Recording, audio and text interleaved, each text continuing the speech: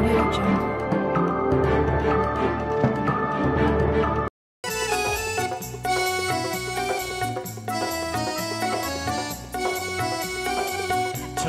పిన్నమ్మ పాడు పిల్లాడు పైన పైన పడతానంటాడు.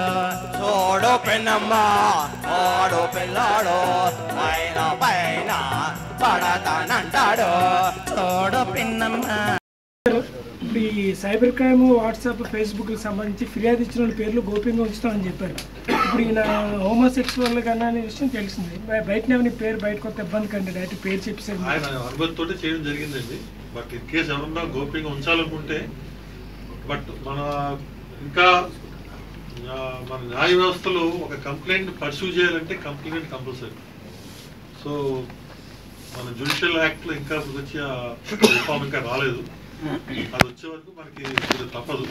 బట్ వీలైనంత వరకు ఎక్కడైతే మనకి క్లియర్ కట్ కేసు ఇంత తీవ్రమైన నేరం కాదు, చిన్న చిన్న స్వల్ప నేరాల్లో ఉండి వాళ్ళు బ్లాక్మెయిల్ అయ్యి ఫర్ ఎగ్జాంపుల్ ఆ ఫొటోస్ ఎక్స్పోజ్ చేయకూడదు, ఇలాంటి కేసుల్లో మనం కంప్లైంట్ ఎక్స్పోజ్ చేసిన అవసరం ఉంది. ఇక్కడ మనీ ఇన్వాల్వ్ కాబట్టి ఇక్కడ తప్పదు. ఎందుకంటే we have to take the case to the logical end. ఇలాంటి విషయాల్లో తప్పకుండా